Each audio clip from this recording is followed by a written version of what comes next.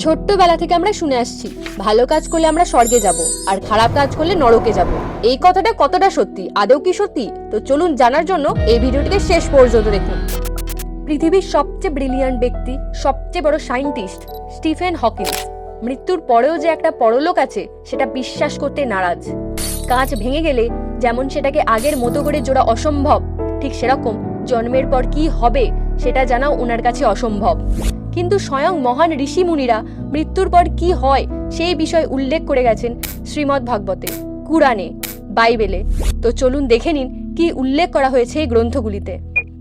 হিন্দু ধর্মে স্পষ্টভাবে উল্লেখিত রয়েছে একটা মানুষের শরীর পাওয়ার জন্য 84 লক্ষ বার জন্ম নিতে হয়, তারপরেই সে একজন মানুষ হিসেবে জন্মগ্রহণ করতে পারে। এবং তার মৃত্যুর পরে তার সাথে 3টি ঘটনা ঘটে থাকে, যে ঘটনাগুলো স্পষ্টভাবে উল্লেখ করা হয়েছে বেদব্যাসের লেখা গরুড় পুরাণে।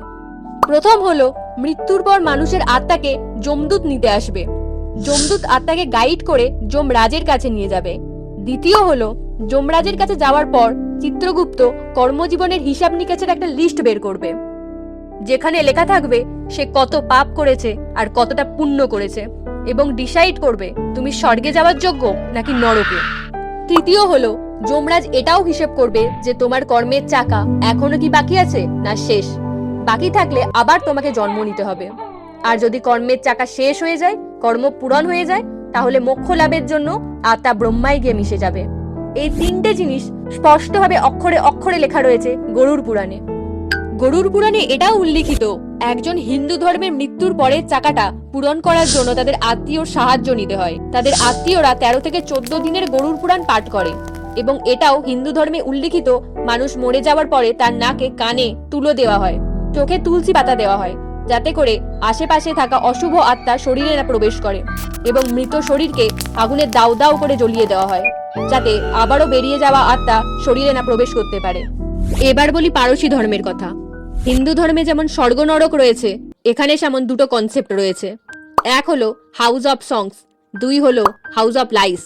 যারা খুব ভালো কর্ম করেছেন তারা হাউস অফ সংসে যান, যেখানে একজন সুন্দরী মহিলা তার স্বাগতমের জন্য বসে থাকেন।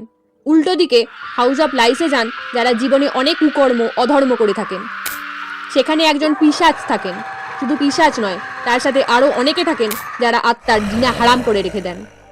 পার্সিতে জন্ম মৃত্যুর কনসেপ্ট শুরু হয়েছিল আংরা মাইনিউ ও আহুরা মাজদার থেকে।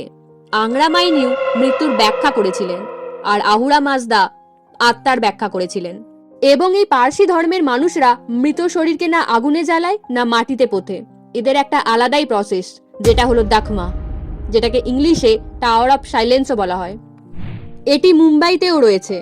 এই টাওয়ার অফ সাইলেন্সে মৃত ব্যক্তিকে বস্ত্রহীন অবস্থায় ছুঁড়ে ফেলা হয়, যেখানে শকুনিরা এসে তাদের শরীর ছিঁড়ে খায়, শুধু হাড়গুলো পড়ে থাকে, যেই হাড়গুলোকে পরবর্তীকালে কেন্দ্রীয় গর্তে সংগ্রহ করা হয়। কারণ পারসীরা চান না মৃত শরীরের জন্য মাটি, জল, বাতাস দূষিত হোক। এবং এটা উল্লিখিত মৃত্যুর পরে তাদের আত্মা 3 দিন 3 রাত পৃথিবীতে ঘুরতে থাকে। এবার আসি ইসলাম ও খ্রিস্টান ধর্মে। এই 2 ধর্মের মানুষেরাই মনে করেন কর্মের ওপর ভিত্তি করে ডিসাইড করা হয় তারা জান্নাতে যাবে নাকি জাহান্নামে। বাইবেলে স্বয়ং লেখা রয়েছে, আমি নিজেই জীবন এবং আমি তোমাকে জীবন দেব। ইসলামেও লেখা রয়েছে কিয়ামতের দিন যেসব মুসলিমদের মৃত্যু হয়েছে তারা সবাই বেঁচে যাবেন। আল্লাহ আসবেন নিচে এবং ডিসাইড করবেন কে যাবে জান্নাতে আর কে যাবে জাহান্নামে। কিন্তু প্রশ্ন হলো, আজ পর্যন্ত যারা মরেছেন তাদের আত্মাগুলোর কি হলো? এটাও লেখা আছে গরুড় পুরাণে, চ্যাপ্টার 21 ভার্স 103-এ, যেখানে বলা হয়েছে কিয়ামতের দিন আসা পর্যন্ত সমস্ত আত্মাগুলো একসাথে এক জায়গায় অপেক্ষা করবেন, যেই জায়গাটার নাম আল মাহাশর।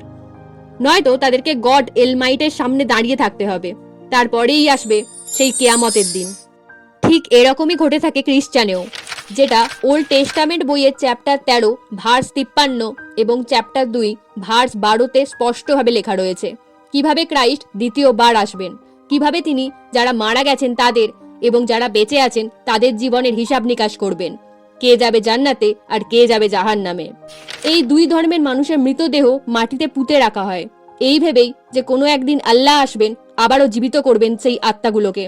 আবার এটাও মনে করা হয় ইসলাম ধর্মে মৃতদেহ পুঁতে ফেলার পর তার কাছে কিছু ফারিসাত আসেন আর কিছু প্রশ্ন করেন যেই প্রশ্নের উত্তর শুনে তারা ডিসাইড করবে সে জান্নাত যাবে না জাহান্নামে। এবং ইসলামে এটাও মনে করা হয় তাদের 7টি জান্নাত আছে।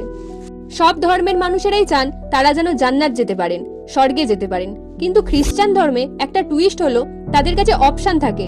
তাদেরকে জিজ্ঞাসা করা হয় তারা জাহান্নাতে যেতে চান নাকি জাহান্নামে। আপনাদের কাছে তুলে ধরলাম গরুড় পুরাণের বহু তথ্য, কিন্তু এই সমস্ত কিছুকে ডিনাই করে স্টিফেন হকিন্স তিনি বলেছেন এই জান্নাত, জাহান্নাম, স্বর্গ, নরক বলে কিচ্ছু হয় না। তিনি বলেছেন এগুলো সব বানানো কথা, যাতে সমস্ত মানুষেরা ভয় পায় এবং বাজে কর্মে লিপ্ত না হয়। শুধু স্টিফেন হকিংস নয়, তার সাথে আরেকজন মহান বুদ্ধিমান সায়েন্টিস্ট অ্যালবার্ট আইনস্টাইনেরও সেম ধারণা। তিনিও মনে করেন যে একজনের মৃত্যু হয়ে গেল মানে সেখানেই সবকিছু শেষ, এরপর আর কিছু অবশিষ্টই না। এইসব পরলোকের ধারণা করা হয় শুধুমাত্র মানুষদের ভয় রাখার জন্য। কিন্তু অ্যালবার্ট আইনস্টাইন কখনো কোনো ডাউটে অথবা সমস্যায় পড়লে তিনি সবসময় ভগবদ্গীতা পাঠ করতেন। উনি বলতেন এই ভগবদ্গীতা পাঠ করলে তার একটা আলাদাই ইন্সপিরেশন আসে। কিন্তু যখন কথা হলো স্বর্গ নরকের, তিনি এটাকে ভ্রম বলে এড়িয়ে গেলেন। আপনাদের কাছে যে ইনফরমেশনগুলো তুলে ধরলাম এইগুলো সমস্ত কিছুই আমার রিসার্চ করে পাওয়া, কোনোটাই আমার নিজের বক্তব্য নয়। এই ভিডিওটি দেখে আপনারও মনে কোনো মন্তব্য এলে অবশ্যই কমেন্ট করে জানান, এবং এই রকম ইনফরমেশন ভিডিও আরও দেখতে হলে অবশ্যই চ্যানেলটিকে সাবস্ক্রাইব করে দেবেন।